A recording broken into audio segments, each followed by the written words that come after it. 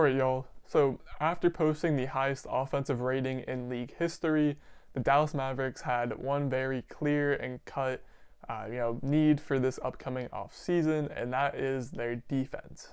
While the starting lineup that involves Luka Doncic, Tim Hardaway Jr., sometimes Seth Curry, and most of the time Kristaps Porzingis is very good and very deadly on the offensive side of the ball, the defensive side of the ball is a whole different story.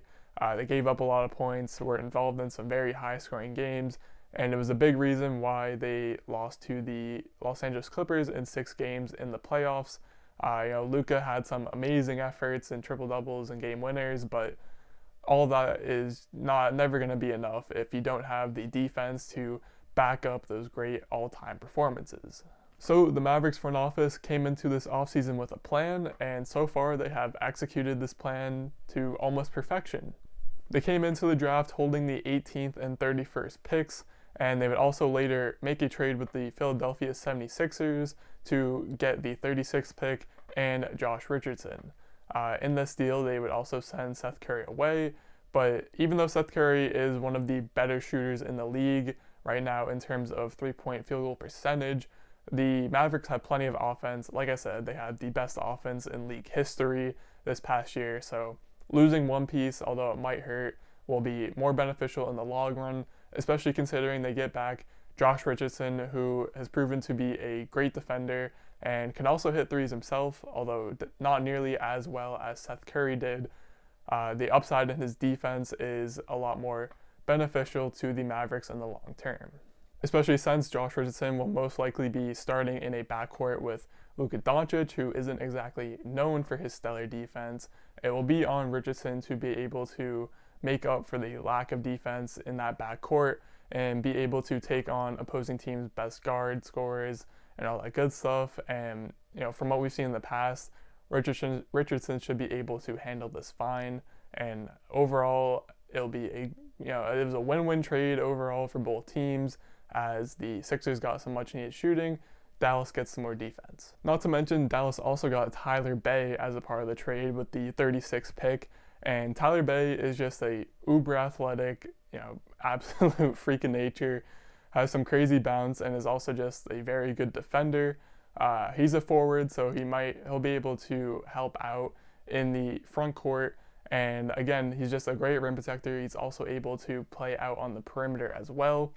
The offensive game is a bit of a worry, but again, all the Mavericks really need as of now is some defense. Hopefully he'll be able to develop a shot or some sort of offense down the line. To his defense, he is a great cutter and player when driving to the rim and meeting people at the rim. But again, Mavericks want him for the defense. He's got the defense. He'll be able to give them some rotational minutes here and there depending on matchups. And overall, just another great addition as a part of an already good trade. As for their other picks, with the 18th pick, the Mavericks selected Josh Green, who is very similar in build and play style to Tyler Bey, except that Josh Green is a bit more of a guard form.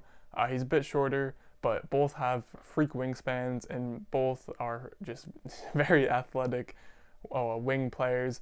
And Josh Green, he spent most of his time at Arizona guarding a lot of the best scorers in the nation, and he did a pretty good job of it. The Mavericks are obviously hoping that this can translate to the NBA as well, as he will also probably be used in a few spots and rotational minutes depending on matchups.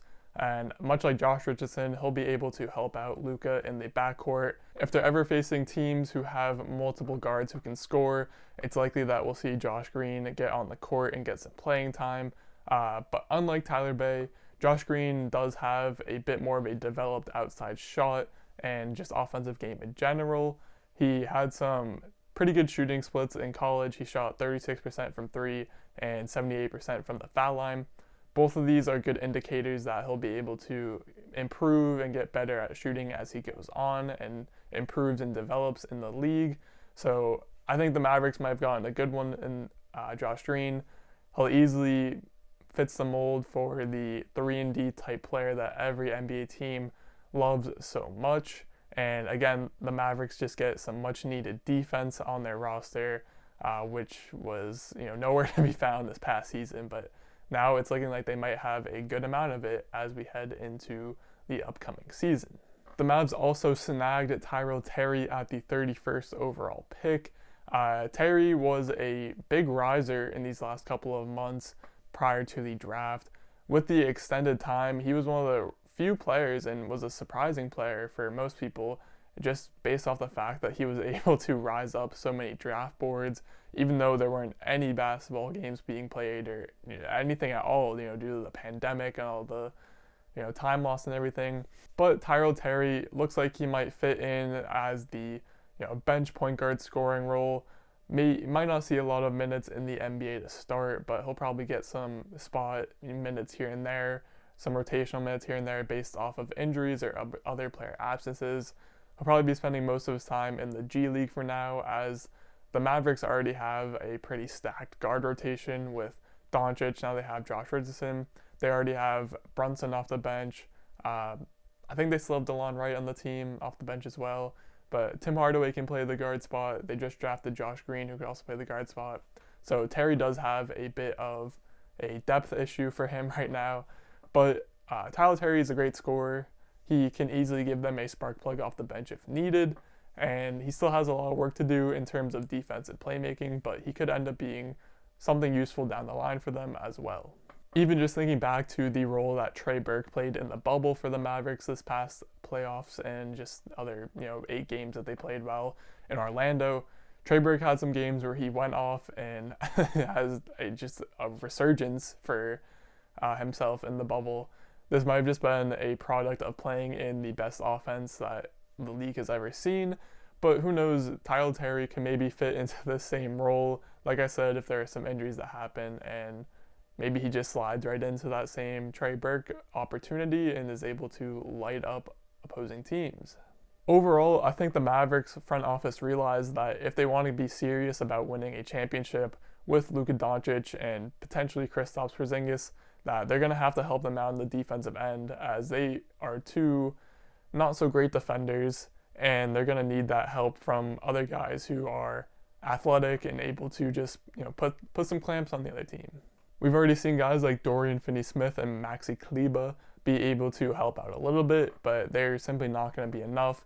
So it's really no surprise that we've seen them go out and target guys.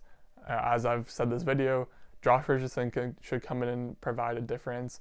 Josh Green should provide a difference right away. Even Tyler Bay, if he does get some playing time, should be able to provide a good difference on the defensive end, because Doncic and Porzingis, they're good enough talents that they can handle multiple loads on the offensive end and be able to overproduce and, in a way, be able to produce for others, if that makes sense what I'm trying to get at.